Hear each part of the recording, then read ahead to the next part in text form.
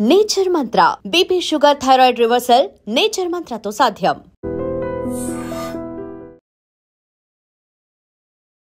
లేటెస్ట్గా మనం రష్యా నుంచి తీసుకుంటున్నటువంటి ఫ్యూయల్కి సంబంధించి ఆయిల్కి సంబంధించి ఈ ట్విస్ట్ ఏంటి? గతంలో అస్సలే తీసుకోవద్దన్నారు, ఇప్పుడు తీసుకోండి, కాకుండా లిమిటెడ్ అమౌంట్లో తీసుకోండి అనేది ట్రంప్ లాంగ్వేజ్. అది మనం దీని కూడా ముందు కూడా చెప్పాం. ఒకరోజు పిల్లి తెల్లగా ఉండ అంటారు, నెక్స్ట్ డే నల్లది, అదే పిల్లి నల్లది అంటారు.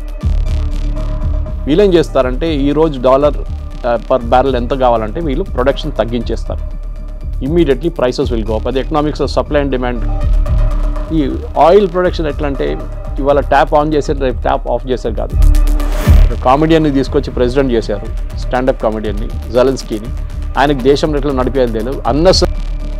రోడ్డు మీద ఇద్దరు కొట్టుకొని వాళ్ళు అక్కడే సార్ట్అవుట్ చేసుకొని వెళ్ళిపోతే అది కూడా నేనే సార్ట్అవుట్ చేస్తా అంటారు. అలాంటి సిచ్యువేషన్ ఉన్నప్పటికీ కూడా డైరెక్ట్గా మోదీ ఎదుర్కోలేకపోతున్నారు, ఫేస్ చేయలేకపోతున్నారు కాబట్టి ఏషియన్ సమ్మిట్లో అటెండ్ అవ్వట్లేదు. తన బదులుగా అదే కదా అక్కడ వెళ్ళి చప్పట్లు కొడతాడు, ట్రంప్ గురించి పాటలు పాడతాడు.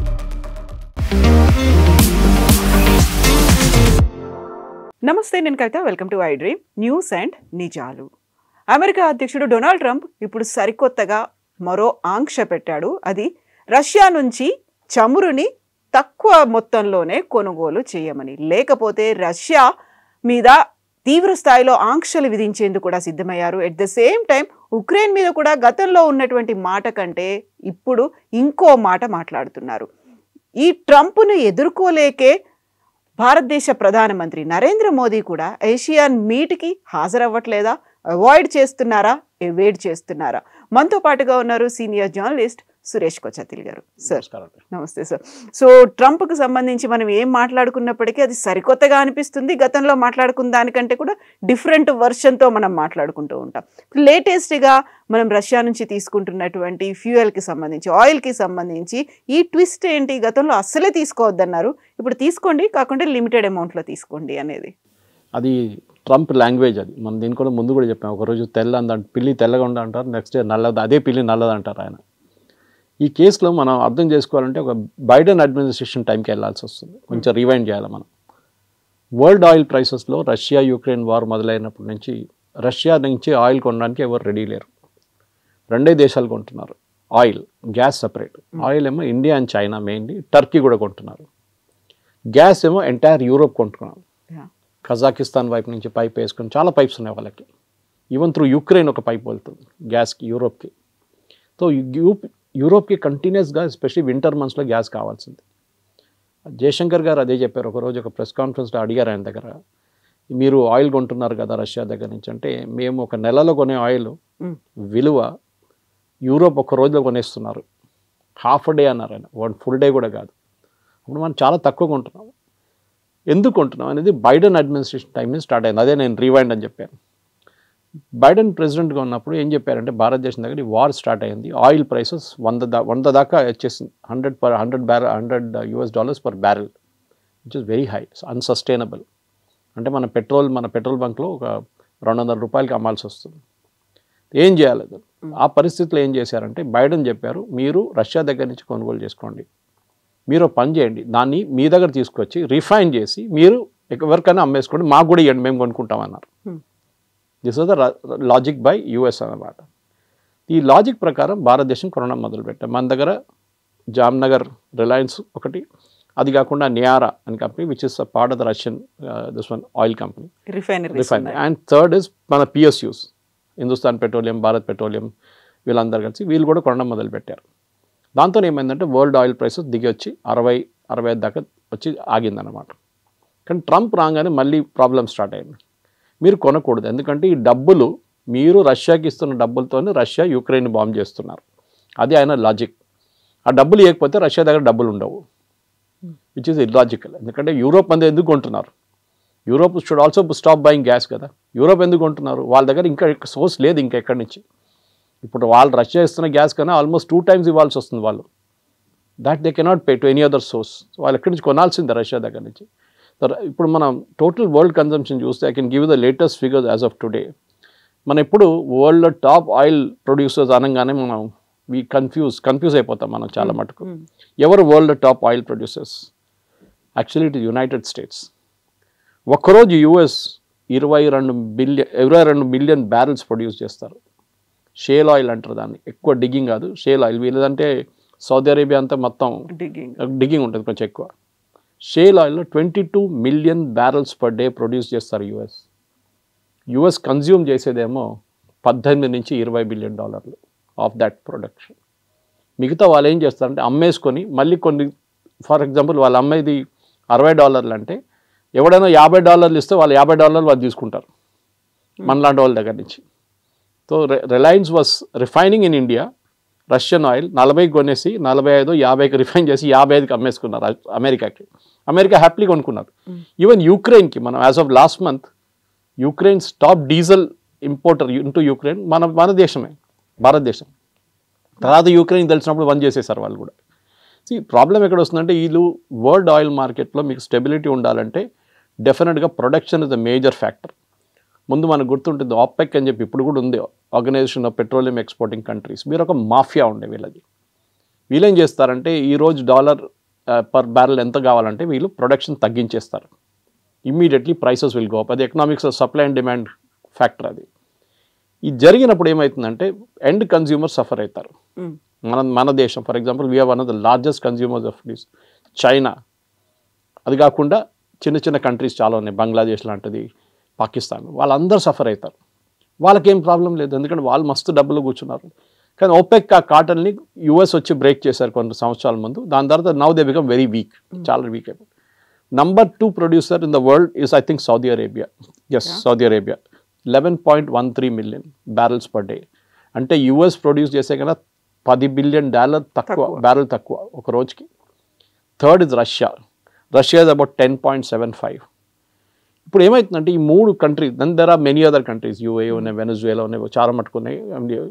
మీరు ఎమిరేట్స్ చూస్తే వాళ్ళ దగ్గర ఉన్నాయి కొన్ని. దెన్ ఈవెన్ చిన్న చిన్న కంట్రీస్ గల్ఫ్లో వాళ్ళు కూడా ప్రొడ్యూస్ చేస్తారు చాలా మంది. కానీ ఈ 3 మేజర్ కంట్రీస్, దీంట్లో మీరు రష్యన్ ఆయిల్ ఆపేశారనుకోండి, okay, you stopped 11 million barrels per day market నుంచి తీసేసినప్పుడు మార్కెట్ డిమాండ్ ఏమో 20 + 13 33 ప్లస్ ఒక 10 33 44 అనుకోండి, 44 నుంచి 50 million barrels per day top 3 producers చేస్తున్నారు. మీరు దాని నుంచి 10 మిలియన్ తీసేయగానే ప్రైసెస్ ఎక్కువ అవుతుంది, బికాజ్ ప్రొడక్షన్ ఎక్కువ చేయలేరు. ఈ ఆయిల్ ప్రొడక్షన్ ఎట్లా అంటే ఇవాళ ట్యాప్ ఆన్ చేసారు, రేపు ట్యాప్ ఆఫ్ చేసారు కాదు. మీరు నెక్స్ట్ మంత్ ప్రొడక్షన్ షెడ్యూల్ పెట్టుకోవాలంటే you have to plan well in advance. ఏదో వెళ్ళి ఒట్టితో ఏదో మన బోర్వెల్ లాగా కొట్టి బయటకు తీయడం కాదు కదా. You have to plan your schedule well in advance. దాన్ని బట్టి మీరు డిస్పాచెస్, దాన్ని బట్టి ఉన్న వెహికల్స్, దాన్ని బట్టి ఉన్న ట్యాంకర్స్, ఇదంతా మనకు ఉంటుంది, పైప్ లైన్ హ్యాండిల్ చేయడం అంతా. సడన్గా మీరు రష్యన్ ఆయిల్ తీసేశారనుకోండి, ఇప్పుడు అదే జరిగింది వాళ్ళ పొద్దున.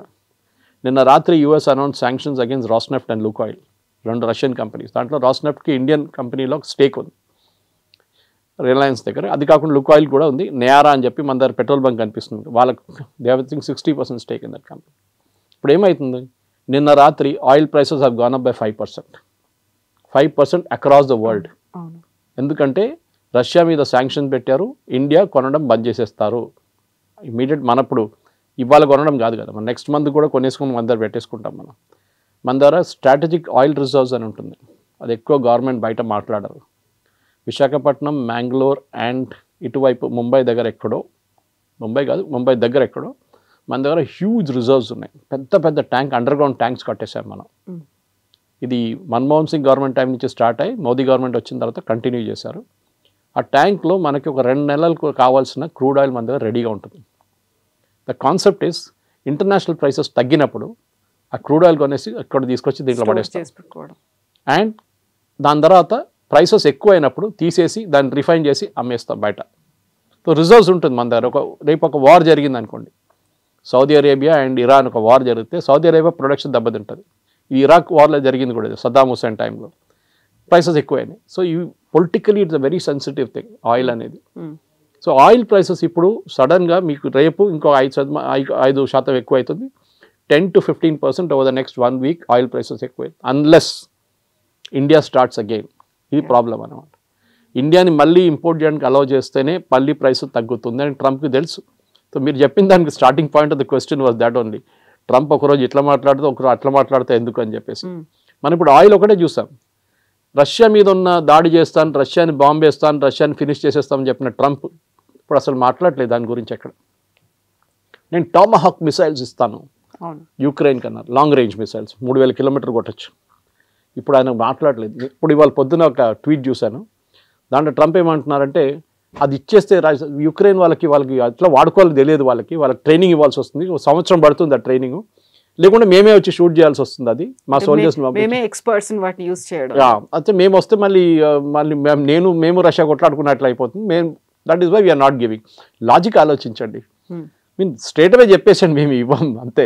We don't want stretch this war further, ఇది ఇక్కడే ఆగిపోవాలి. దాని నడిబిట్లు ఏమంటున్నారు, జెలెన్స్కీ దగ్గర నీ దగ్గర ఉన్న టెరిటరీ డాన్స్క్ అనే టెరిటరీ ఉంది వాళ్ళ దగ్గర, it's like bordering with Russia. మీరు ఆ టెరిటరీ సరెండర్ చేశారు రష్యాకి. ఒకటి మీరు ఒక కామెడియన్ని తీసుకొచ్చి ప్రెసిడెంట్ చేశారు, స్టాండప్ కామెడియన్ని జెలెన్స్కీని. ఆయనకు దేశం ఎట్లా నడిపేది తెలియదు. Unnecessary this war was fought. Russian speaking areas Russia కావాలంటే మీరు నేటోని ఎందుకు తీసుకొచ్చారు? ఇదంతా పెద్ద కాంప్లికేషన్. ఈ 3 సంవత్సరాలు అయింది, ఎక్కడ ఆగట్లేదు. 1,00,000 మంది ఇక్కడ చనిపోయారు సోల్జర్స్, 1,00,000 మంది అటువైపు చనిపోయారు. ఎవరిది? Nobody is gaining.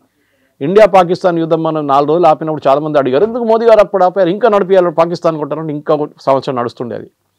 It's not, nobody will benefit. మన వాళ్ళు కూడా చనిపోతారు చాలామంది, వాళ్ళ వైపు కూడా చనిపోతారు.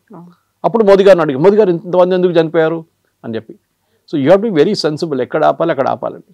The problem with politicians like Trump, ఇప్పుడు చూడండి ఇది ఒక్కటే కాదు, మనం H1B చూసాం, అక్కడ కూడా ఒక సోమర్ సాల్వ్ చేశారు. ఇప్పుడు ఫస్ట్ అన్నారు అందరికి H1B $1 lakh అన్నారు, ఆ రోజు పెద్ద సంతకం పెట్టి ఇట్లా చూపించారు ఆయన. దాని తర్వాత ఏమైంది, నౌ దే ఆర్ సేయింగ్ రెన్యూవల్స్కి అక్కర్లేదు, F1 అదంతా మన L1 వీసా F1 వీసా వాళ్ళకి అక్కర్లేదు, they can also migrate, not they can come to H1B. It's only for new people applying for now. September అంటే నెక్స్ట్ April 2026 నుంచి అప్లై చేసే వాళ్ళకి ఇది వస్తుంది. అక్కడ వచ్చేదాకా మళ్ళీ అది కూడా మారిపోతుంది, లేకుంటే కోర్టులో కేసు నడుస్తుంది, అది వచ్చేస్తే అది కూడా మారిపోతుంది. ఏదైనా ప్రిన్సిపల్, ఒక major country like US, which is number 1 economy in the world today, consistency in policy కావాలి. మీరు చెప్పిన మాట 6 నెలల తర్వాత కూడా మీరు పాటించాలి. ట్రంప్ ప్రాబ్లం ఏంటంటే ఆయన లోకల్ కాన్స్టిట్యూన్స్ అంటే మాగా అంటాం మనం, మేక్ అమెరికా గ్రేట్ అగైన్ క్రౌడ్కి చాలా వాగ్దానాలు ఇచ్చాడు ఎలక్షన్ టైంలో. నేను మీకు మ్యానుఫ్యాక్చరింగ్ తీసుకొచ్చేస్తాను, చైనా మొత్తం బంద్ చేసి పడేస్తాను చైనాని. ఇటువైపు ఏమో స్టీల్ మ్యానుఫ్యాక్చరింగ్ మళ్ళీ మొదలు పెడదాం, మొత్తం గ్రీన్ ఎనర్జీ తీసేస్తాను, మళ్ళీ ఆయిల్ పంప్ చేస్తాం, మనం థర్మల్ పవర్ ప్లాంట్స్ నడిపిస్తాం, ఇంకా బొగ్గు ఇంకా తీసుకొస్తాం గ్రౌండ్ నుంచి. ఇదంతా కమిట్మెంట్ ఇచ్చేశారు. ఎందుకంటే యూఎస్కి రూరల్ ఏరియాస్కి వెళ్తే చాలా మటుకు మ్యానుఫ్యాక్చరింగ్ టౌన్స్గా ఉన్న పెద్ద పెద్ద టౌన్స్ అన్నీ మూతపడ్డది. ఇప్పుడు కాదు, చాలా సంవత్సరాల నుంచి. Because America become uncompetitive. మనం చాలా డిబేట్ చేస్తాం దాని మీద. ఇక్కడ అమెరికాలో salary are so high, competitive కాదు వాళ్ళు ఇప్పుడు. Maybe except for high end industries. ఇప్పుడు మన డేటా సెంటర్స్ మాట్లాడుతున్నాం, నివీడియా లాంటి చిప్ మ్యానుఫ్యాక్చరింగ్ కంపెనీస్, వాళ్ళది as US has an edge.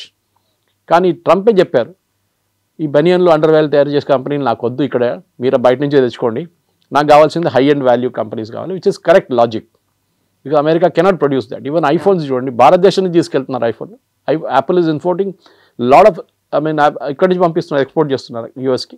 అప్పుడు కూడా దాని కాస్ట్ తక్కువ. ఆలోచించారు, because America cannot produce it. అది చైనా అదే ముందే నేర్చుకున్నారు ఈ గేమ్.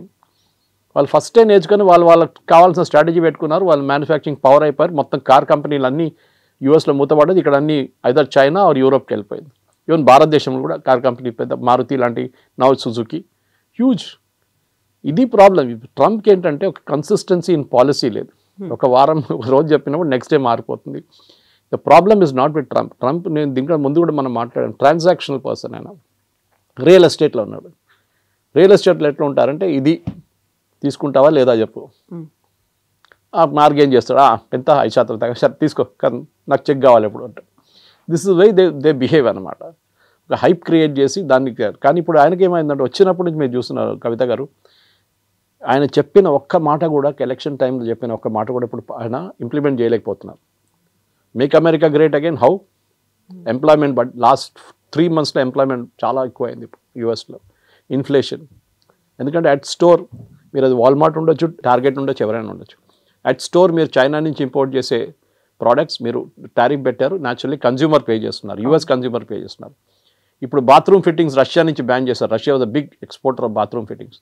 ఇవాళ పుటిన్ ప్రెస్ కాన్ఫరెన్స్ చూశాను నేను, నాకేం పోయింది అంటున్నారు పుటిన్. కొనకపోతే వాళ్ళ ప్రాబ్లం, వాళ్ళు ఎక్కువ దానికంటే డబుల్ ఇచ్చి, డబుల్ ద కాస్ట్ ఇచ్చి యూరోప్ నుంచి తీసుకోవాల్సి వస్తుంది. నాకేం పోలేదు, మేము ఇంకెక్కడ కొత్త మార్కెట్ చూసుకుంటాం, మేము మాకు ప్రాబ్లం లేదు. ఇండియా చూడండి, I was reading an article in Washington Post or was it Miami Herald, నాకు గుర్తులేదు. సో పొద్దున ఇవాళ చాలా మంచి ఆర్టికల్ ఉంది. దాంట్లో ఏమంటున్నారంటే ఈ భారతదేశం నేర్చుకున్నారు how to turn it an advantage. Europe వైపు వెళ్ళిపోయారు, ఆస్ట్రేలియా వైపు వెళ్ళిపోయారు, ఆఫ్రికా వైపు వెళ్ళిపోయారు. లాస్ట్ 2 months మన exports is on plus 6% and 7%. Tariff పడడం కూడా తర్వాత కూడా. So we have diversified our markets. Strategy మార్చుకున్నాం, మనం నేర్చుకున్నాం. మన అన్న యూఎస్ మీద డిపెండ్ అయితే చాలా డేంజరస్. ఇంగ్లీష్లో అంటారు don't put all the eggs in one basket, spread చేయండి రిస్క్ని. ట్రంప్ కూడా అది నేర్చుకున్నారు. ట్రంప్ కూడా తెలిసిపోయింది భారతదేశం మీద ఇంత పెట్టిన తర్వాత కూడా, ఇన్ని శాంక్షన్ పెట్టిన తర్వాత కూడా, ఇంత టారిఫ్ పెట్టిన తర్వాత కూడా మళ్ళీ కూడా వాళ్ళు సర్వైవ్ అవుతున్నారు, 6%లో గ్రో అవుతున్నారు. రాహుల్ గాంధీ ఏమో డెడ్ ఎకానమీ అన్నారు ట్రంప్ అనగానే. ఇక్కడేమో 65 కోట్లు, ఎంత 6 lakh crores something we spent on Diwali day పర్చేసెస్లో. ఆలోచించండి, ఎక్కడి నుంచి అండి డబ్బులు? మన ప్రజల దగ్గర ఉన్నాయి డబ్బులు, కానీ వాళ్ళు ఖర్చు పెట్టాల్సినప్పుడే ఖర్చు పెడతారు. కారు కొనాల్సినప్పుడే కారు కొంటారు. Indians are very very careful about that. ఈ కారు నడుస్తుందా నడవని, అదే రోడ్డు మీద వచ్చి మళ్ళీ రేపు నాగిపోతే అప్పుడు మనం ఆలోచిద్దాం కొత్త కారు గురించి అని. Same with television sets also, same with any consumer durable. మన దగ్గర డబ్బులు ఉన్నాయి, we are spending it very wisely ఇండియాలో. దానికోసం మన జీడిపి కూడా చూడండి ఎక్కువైంది. అండ్ రాహుల్ గాంధీ ఏమో డెడ్ ఎకానమీ అంటారు, కానీ we can ignore that statement of his. ఎందుకంటే మన economy is doing superbly well. Dasara sales చాలా బాగుండే, దివాళీ సేల్స్ ఉండే, ఇప్పుడు మళ్ళీ క్రిస్మస్ వస్తుంది, అప్పుడు ఇయర్ ఎండింగ్, దాని తర్వాత సంక్రాంతి వస్తుంది, అక్కడ మళ్ళీ సేల్స్ ఉంటుంది. So it is going A consistent sale through out the year. ఎందుకంటే ఆ రోజు నిర్మలా సీతారామన్ గారు ప్రెస్ కాన్ఫరెన్స్ మీరు చూసుంటారు. When she addressed press conference, Nirmala Sitharaman, Piyush Goyal and Ashwini Vaishnaw, she was quoting sales from LG India. LG India ఎన్ని టెలివిజన్ సెట్స్, ఎన్ని 54 inches, ఎన్ని 72 inches అమ్మారని చెప్పి she's quoting numbers as a finance minister. ఆమె యూజువలీ ఇదంతా చెప్పదు, ఇంత ఫైనల్ డీటెయిల్. విజయ్ సేల్స్ వాళ్ళు ఎంత అమ్మారు అది కూడా చెప్తున్నారు ఆమె డీటెయిల్స్. దాని తర్వాత మనం చూస్తాం కాన్ఫెడరేషన్ ఆఫ్ ఇండియన్ ట్రేడర్స్ వాళ్ళ ఫిగర్స్ రిలీజ్ చేస్తారు, ఈ 6 lakh crores which we spent that on Diwali day అని చెప్పేసి. So economy is kicking. కానీ ట్రంప్ ఏమో నేను టారిఫ్ వేశాను, తిరుపూర్ రోడ్ ఇంకా మార్కెట్ చూసుకున్నాడు, కొత్త మార్కెట్. మీరు ఇవ్వకపోతే ఇంకెక్కడ వెళ్తాడు, కీటక్స్ రోడ్ ఇంకో కొత్త మార్కెట్ చూసుకున్నాడు అంతే. స్ట్రిమ్స్ మన ఆంధ్ర వైపు నుంచి వెళ్ళే stream they also taken up new market, domestic sales మొదలు పెట్టారు వాళ్ళు. భారతదేశాన్ని ఆపలేరు, ట్రంప్ అది నేర్చుకున్నారు. దానికోసం మోదీ గారు ఇచ్చిన స్టేట్మెంట్, ఫస్ట్ నేను మోదీ గారితో మాట్లాడాను, మోదీ గారు మొత్తం ఆయిల్ కొనను అన్నారు, రష్యన్ ఆయిల్ అని. ఇప్పుడు నిన్న ఇచ్చిన స్టేట్మెంట్ మీరు చెప్పిన ప్రకారం he will told not that much, అంత కొనొద్దు, కొంత తక్కువ చేయండి అని. So this is what Trump strategies. ఆయనకి అన్నిటికీ క్రెడిట్ కావాలి. రోడ్ మీద ఇద్దరు కొట్టుకొని వాళ్ళు అక్కడే సార్ట్అవుట్ చేసుకొని వెళ్ళిపోతే అది కూడా నేనే సార్ట్అవుట్ చేస్తా అంటారు. ఇండియా పాకిస్తాన్ వారు ఇద్దరు డినై చేస్తున్నారు. పాకిస్తాన్ ఆఫ్ కోర్స్ ఆయనకు చప్పట్లు కొడతారు, నోబెల్ ప్రైజ్ కావాలంటారు, కానీ మన వాళ్ళు మోదీతో మాట్లాడలేదు. మళ్ళీ ఎట్లా మాట్లాడారంటారు, అట్టనా ఫోన్ కాల్ చేస్తే మోదీ అవాయిడ్ చేశారనేది. ఎప్పుడైనా ఒక ఫోన్ కాల్ చేస్తున్నాడు కవిత గారు, డిప్లొమాటిక్ ప్రోటోకాల్ ప్రకారం దానికి రీడౌట్ అంటారు, అంటే మొత్తం కాల్ రికార్డ్ అవుతుంది. ఇప్పుడు మోదీ గారు ట్రంప్తో మాట్లాడుతున్నప్పుడు ఆయన ఇంగ్లీష్ యాక్సెంట్ ట్రంప్కి అర్థం కాకపోవచ్చు, అండ్ స్పెషలీ దానికి ట్రాన్స్లేటర్ ఉంటారు, వాళ్ళు ట్రాన్స్లేట్ చేస్తారు. మోదీ గారు హిందీలో చెప్పిన తర్వాత ట్రంప్కి చెప్తారు, ట్రంప్ చెప్పింది హిందీలో ఎక్కడ ట్రాన్స్లేట్ చేస్తారు. ఇది మొత్తం రికార్డ్ అవుతుంది. అండ్ ఎవ్రీబడి నోస్, ఆ కాన్వర్జేషన్లో అందరికీ తెలుసు మొత్తం కాల్ రికార్డ్ అవుతుంది. చాలామంది వింటున్నారు. పక్కన జయశంకర్ గారు ఉండొచ్చు, బహుశా పీయూష్ గోయల్ గారు ఉండొచ్చు, నిర్మలా సీతారామన్ గారు, వీళ్ళందరూ పక్కన ఉంటారు ఆ టైంలో. అటువైపు కూడా వాళ్ళ ట్రేడ్ కౌన్సిలర్ కానీ ట్రేడ్ కమిషనరు వాళ్ళందరూ, పాసిబుల్ ఈవెన్ యుఎస్ అంబాసిడర్, వీళ్ళందరూ ఉంటారు. సో మాట్లాడుతున్నప్పుడు ఆ రికార్డ్ తర్వాత హ్యాండ్ అవుట్ అని చెప్తారు, రీడౌట్ ఇస్తారు. ఒకటి రీడౌట్ ఇస్ ఏం జరిగింది కాన్వర్జేషన్లో, మొత్తం కాన్వర్జేషన్ కాకుండా ఒక సినాప్సిస్ లాగా 2 pages 1 page 2 page note issue చేస్తారు. దాంట్లో ఎక్కడ ఈ కాన్వర్జేషన్ గురించి లేదు, ఇంకా రీడౌట్ రాలేదు అసలు బయటికి, అంటే కాలేజ్ జరగలేదు. ఈయన ఏదో డ్రీమ్ వరల్డ్ ఉన్నాడు, నేను మాట్లాడాను, నేను అది చెప్పాను, నేను ఇది చెప్పాను అని చెప్పి. అది చాలా ఇక్కడ కూడా కాదు, బ్రిటన్తో మాట్లాడుతున్నాను అదే చెప్పారు. సి వై Britain, South Korea, only 2 countries which side Britain, EU కూడా చెప్పొచ్చు. వీళ్ళందరూ ఎందుకు ట్రేడ్ డీల్ చేసుకున్నారు యూఎస్ అని చెప్పి నిన్న వాషింగ్టన్ పోస్ట్ చాలా మంచిగా ఆర్టికల్ వచ్చింది. బికాస్ వీళ్ళ సెక్యూరిటీ యూఎస్ చూసుకుంటున్నారు. సౌత్ కొరియాకి అంత పెద్ద ఆర్మీ లేదు. EU నేటో ప్రకారం యుఎస్ఎస్ హెల్ప్ చేస్తున్నారు వాళ్ళని. సౌత్ కొరియా అంతే, మనం చెప్పాం south Korea same thing. Japan dependent on US for security, వాళ్ళు చూసుకుంటారు. చెప్పాం మీ మీద ఎవరైనా దాడి చేస్తే మేము చూసుకుంటాం అని చెప్పి వాళ్ళకి అగ్రిమెంట్ ఉంది. సో న్యాచురలీ ట్రేడ్ అగ్రిమెంట్ చేసుకోవాల్సిందే వాళ్ళు. మనకు అగ్రిమెంట్ లేదు కదా. మనం పాకిస్తాన్ మనం కొడితే మనం చూసుకుంటాం పాకిస్తాన్, మనకు ప్రాబ్లం లేదు, యూఎస్ అక్కర్లేదు మనకి. So that is way the problem is coming in. ఏది యూఎస్కి ఎవరెవరు దానికో చూడండి ఎన్ని కంట్రీస్ సైన్ చేశారు ఇప్పుడు దాకా అగ్రిమెంట్, 4-5 అంతే. ఆయన వచ్చినప్పుడు ఏమన్నా డీల్ అండ్ డే అన్నాడు, ఒక్కరోజు ఒక డీల్ సైన్ చేస్తాను నేను. ఇప్పుడు వచ్చి 6 నెలల కన్నా ఎక్కువైంది కదా అసలు, ఎన్ని డీల్స్ అయినాయి ఇప్పుడు దాకా. So the entire thing is failing. ఇప్పుడు కాదు, బహుశా ఆయనకు ఒక మారల్ విక్టరీ, రాహుల్ గాంధీ గారు చెప్తుంటారు చూడండి, ఓడిపోయిన ఎలక్షన్ కూడా మారల్ విక్టరీ అంటారు. ట్రంప్ కూడా మారల్ విక్టరీ క్లెయిమ్ చేస్తారు. యూఎస్ ఎకానమీ నేను అక్కడ దాకా తీసుకెళ్ళాను, చూడండి టారిఫ్ పెట్టి నాకు $500 బిలియన్ వచ్చినాయి, నా టారిఫ్లో వచ్చి పడే. ఎవరు కడుతున్నారు tariff? American consumer is paying for it. So oil ప్రైసెస్ని కంట్రోల్ చేయాలంటే at the end of the day మనం అక్కడికే తిరిగి వద్దాం. India has to buy Russian oil. India refine చేయాల్సిందే, మన రిఫైనింగ్ కాస్ట్ తక్కువ, రిఫైన్ చేసి ఇండియా కూడా మార్కెట్కి అమ్మాల్సింది. అప్పుడే మళ్ళీ ఇప్పుడు పెరుగుతున్న ప్రైసెస్ మళ్ళీ కిందకి వస్తుంది. అది ట్రంప్కి తెలిసిపోయింది ఇప్పుడు ఆల్రెడీ.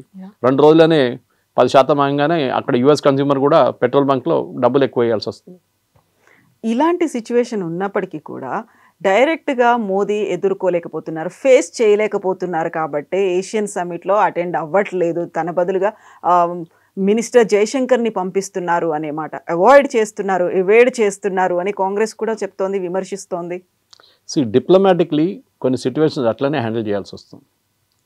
మీరు అన్ని దానికి వెళ్తే షబాజ్ షరీఫ్ లాగా ఇంట్లో తిండి లేకపోతే అక్కడ వెళ్ళి తింటాడు ఆయన, అదే కదా ఆయన, అక్కడ వెళ్ళి చప్పట్లు కొడతాడు, ట్రంప్ గురించి పాటలు పాడతాడు. మోదీ గారు చేయరు అదంతా. మీరు ఆ డిస్టెన్స్ మెయింటైన్ చేస్తేనే రెస్పెక్ట్ వస్తుంది, అది చాలా ఇంపార్టెంట్. ఆ డిస్టెన్స్ మెయింటైన్ చేయాలి. మీరు చాలా ఫ్రెండ్లీ అయిపోతే you will be taken for granted. మిమ్మల్ని ఫుట్బాల్ ఆడుకున్నట్లు ఆడుకుంటారు మళ్ళీ.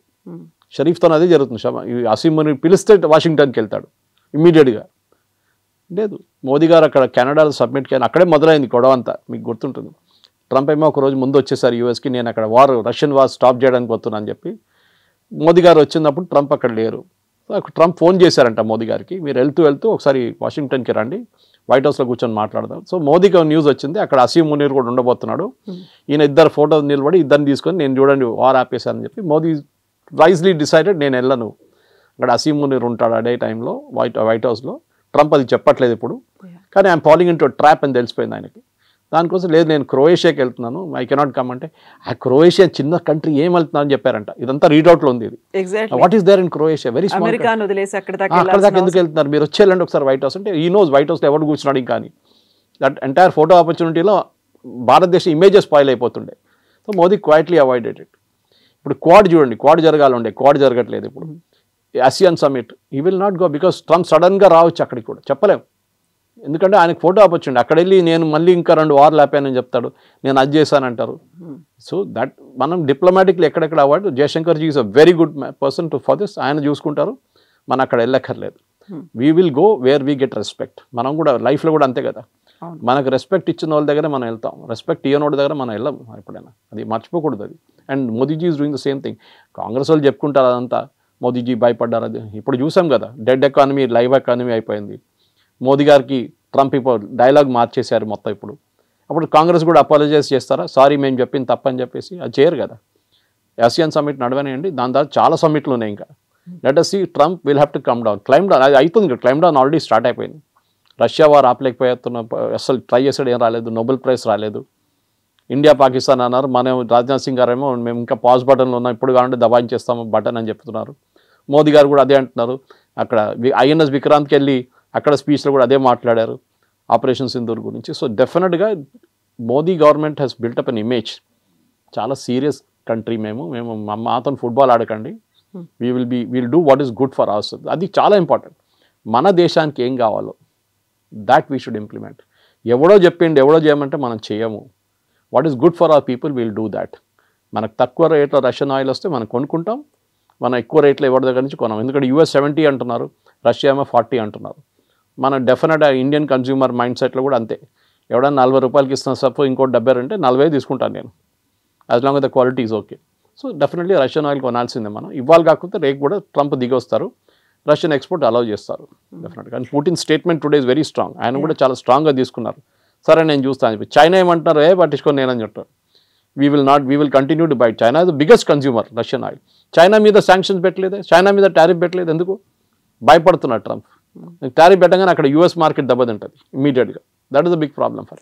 ట్రంప్ భయపడుతున్నాడు అన్నదానికంటే కూడా మోదీయే భయపడుతున్నారు. ఒకవేళ చర్చల ద్వారా జరగాల్సిన ప్రక్రియ అంతా ఆగిపోతోంది, అవాయిడ్ చేస్తున్నాడు, లేకుంటే కాల్స్ని అటెండ్ చేయట్లేదు, మీటింగ్లకు అటెండ్ అవ్వట్లేదు, ట్రంప్ ఉంటే నేను వెళ్ళట్లేదు అంటే భయపడి వెళ్ళట్లేదు కదా. యాక్చువల్గా భారతదేశానికి రావాల్సింది ఏదైనా ఉంటే, అక్కడ ఏదైనా ప్రాబ్లం అవుతుంది అంటే కూర్చొని కదా మాట్లాడుకోవాల్సింది. కూర్చొని ఎందుకు మాట్లాడే పరిస్థితుల్లో మోదీ లేరు అని, లొంగిపోయారు అనే మాట కాంగ్రెస్ చెప్తోంది. అది లొంగిపోలేదు కదా, లొంగిపోతేనే ట్రంప్ ఇక్కడ వచ్చి కూర్చుంటాడు, తల మీద కూర్చుంటాడు కదా.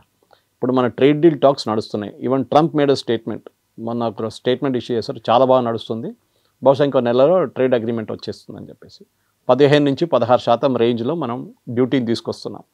కొన్ని ప్రోడక్ట్స్కి 100 ఉంది ఇప్పుడు కూడా మన దగ్గర. హార్లీ డేవిడ్సన్ బైక్స్లో 200 కూడా ఉంటుంది. అక్కడి నుంచి ఆల్ అమెరికన్ ప్రోడక్ట్స్ని ఒక రేంజ్లో 15 to 16% రేంజ్లో తీసుకురావాలి. మనం 0 ఇవ్వము. ఈ వాంటెడ్ 0 అంటే అమెరికా నుంచి మనం ఏ కచరా పంపించినా కానీ మనం 0% డ్యూటీ పెట్టాలంట, అది మనం చేయం. అదే టైంలో మనం పంపించేదానికి 0 పెట్టమంటే నేను పెట్టలేను, అక్కడ కాంగ్రెస్ అప్రూవల్ కావాలంటున్నాడు, అంటే వాళ్ళ పార్లమెంట్ అప్రూవల్ కావాలంటారు. అది sorry, it's not possible. It has be reciprocal. మీరు ఎంత పెడతారు మేము కూడా అంతే పెడతాం, అంతే. సో వీఆర్ అట్ 15-16% నడుస్తుంది. అది ఇంకా బహుశా ఇంకా 2-3 తగ్గి, పీయూష్ గోయల్ గారు ఇస్ ఇన్ కాన్స్టెంట్ టచ్, వాళ్ళ టీమ్స్ వెళ్తున్నారు, మాట్లాడుతున్నారు. ఇదంతా పబ్లిక్ డొమైన్లో చెప్పారు ఇదంతా. సో ఈ కాంగ్రెస్ వాళ్ళు చెప్పేది మోదీ లొంగిపోయారు అదంతా కాదు. రేపు సడన్గా ఇప్పుడు ఆయిల్ లాగానే రేపు ట్రంప్ డీల్ అనౌన్స్ చేసినప్పుడు కాంగ్రెస్ వాళ్ళు ఏమంటారు, అరే మోదీ సరెండర్ అయిపోయారు ట్రంప్కి అని చెప్తారు. సరెండర్ ఏం కాదు, డీల్ చేసుకున్నాం. కొనాల్సి అంటే ఇప్పుడు సోయా ఉంది, వాళ్ళ అన్నిటికంటే పెద్ద ఎక్స్పోర్ట్ సోయా. మన దగ్గర దీంట్లో వాడుకుంటారు, ఇది మెయిజ్ వాడుకుంటారు మన చికెన్ ఫీడ్కి. Biggest buyer of soya was China. వాళ్ళు మొత్తం బంద్ చేసి పడేశారు. సోయా మార్కెట్ యూఎస్లో కొలాప్స్ అయిపోయింది. ఇప్పుడు అక్కడ ఫార్మర్స్ వాళ్ళ biggest voting constituency for Trump, వాళ్ళు ఇప్పుడు ట్రంప్ ఎదుట తిరిగారు మొత్తం అందరూ. మేము ఏం చేయాలి సోయాతో అడుగుతున్నారు. So he has to sell it somewhere. ఇప్పుడు భారతదేశానికి మీరు అక్కడి నుంచి యాపిల్ తెచ్చుకున్నారు అనుకోండి, అవకాడో తెచ్చుకున్నారు, these are all products which come from this fruits. మనకి ఇక్కడ లోకల్ అవకాడోస్ దొరికితే అక్కడి నుంచి ఎందుకు తెచ్చుకోవాలండి? మేడ్ ఇన్ అమెరికా చూసే కొంటారా? కొంతమంది ఉంటారులే మన దగ్గర హై ప్రొఫైల్ మనుషులు ఉంటారు, వాళ్ళు మేడ్ ఇన్ అమెరికా చూసుకుంటారు. మనం చేయం కదా అంతా, మన దగ్గర ఆ ప్రాబ్లం లేదు. మనకి మేడ్ ఇన్ అమెరికా కాదు, మనకి లోకల్ ఇక్కడ మేడ్ ఇన్ షామీర్పేట అయితే కూడా కొనుక్కుంటాం, మనకి మేడ్ ఇన్ మొయినాబాద్ అయితే కొనుక్కుంటాం, మనకు ప్రాబ్లం లేదు. ఇక్కడ ప్రాబ్లం ఎక్కడ వస్తుందంటే అమెరికన్ ప్రోడక్ట్స్ మన దేశం రావాలంటే కొనడానికి కన్స్యూమర్స్ ఉండాలి. ఇప్పుడు మీరు హార్లీ డేవిడ్సన్కి 300% ఇంపోర్ట్ డ్యూటీ పెట్టండి, కొనడం మార్కెట్ ఉంది, ఎందుకంటే it's an iconic bike, అస్పిరేషనల్ brand అది. అదే టైంలో నేను అమెరికా నుంచి సోయా కొనాలన్నా, లేకుంటే అమెరికా నుంచి గుడ్లు కొనాలన్నా, అమెరికా నుంచి చికెన్ కొనాలి, అయితే చికెన్ ఇక్కడ ఉంది కదా, మళ్ళీ అక్కడి నుంచి ఎందుకు కొనాలి నేను? అది కూడా 2 times రేట్ ఇచ్చి కొనాలి, సారీ వీ వోంట్ బై. అది ప్రాబ్లం అన్నమాట. So we will win end of the day. మీరు చూడండి, మ్యాక్సిమం నవంబర్ ఎండింగ్ దాకా కవిత గారు మనం ఇదే రూమ్లో కూర్చొని మాట్లాడదాం, ఇదే స్టూడియోలో కూర్చొని మాట్లాడదాం. It will be India and America will sign a deal. అప్పుడు రాహుల్ గాంధీ కానీ వాళ్ళ పాట మారిపోతుంది. వాళ్ళు ఇంకా మోదీ సరెండర్ చేసేస్తారు, మోదీ చూడండి 15% పెట్టుకున్నారు, అమెరికన్ ప్రొడక్ట్స్ అయిపోయి మొత్తం ఇండియన్ మార్కెట్ మొత్తం ఫ్లడ్ అయిపోతుంది. అట్లా ఏం జరగదు. Consumer is the king. కొనడానికే ఎవడైనా ఉంటేనే ఎవడైనా ఇంపోర్ట్ చేసుకోవచ్చు. ఇంపోర్ట్ చేసి ఇక్కడ వేర్ హౌస్లో పెట్టుకోరు ఎవరు. They should be an Indian consumer who is ready to pay for that prices అన్నమాట. Yes, sir. Thank you so much, sir. Thank you.